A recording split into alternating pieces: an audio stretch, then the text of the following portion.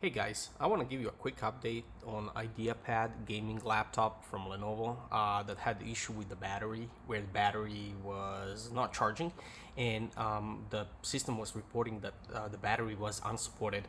After a quick chat with the support, they determined that the laptop needs to be returned for repairs.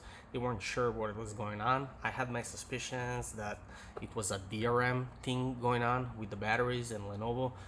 They didn't confirm that. Anyway, just wanted to think around with it, and I didn't want to send a laptop for like 10-day repair. And I wanted to try a couple other things. So what I did, I actually was discharging the battery. I discharged it to zero, and tried to charge it back again. Just didn't want to work. So I figured, okay, so the battery is, or the system is reporting that the battery is not the genuine one. By the way, it is the genuine battery that came with the laptop. It wasn't replaced or anything like that. So I proceeded to discharge battery so much by just keeping the power on, powering it on, powering it on until there was no juice whatsoever left in the battery. And then after I discharged it that much, I left it for a day and tried again. So at that point, the battery was so discharged that I think what happened that whatever setting was in the BMS and whatever setting was in the the system that was checking that was erased. So after plugging it in and powering it on, the laptop started charging all the way, and now you can see the battery is in good health. It's recognized by the system, but that's the way that I kind of fixed this laptop battery issue. So not sure what happened there, but that's the way it worked for me. I don't know if it's gonna work for anybody else who has this problem, and I've seen that a lot of people do report this problem.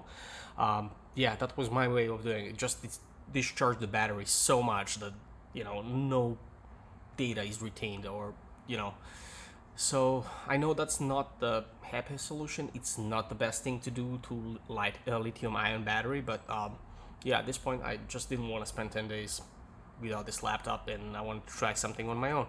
Anyway, this is not a suggestion on what you should do. I just want to let you know what worked for me. So, you know, but it does suck that something that was definitely a software issue um, would require you to send a laptop, and they couldn't fix it, and laptop wouldn't recognize its own battery. So yeah, I think there's something more sinister going on in the back end. I'm not sure if I'm going to be able to replace this battery after it's out of warranty, and it's no good anymore, and I want to put in some third-party one.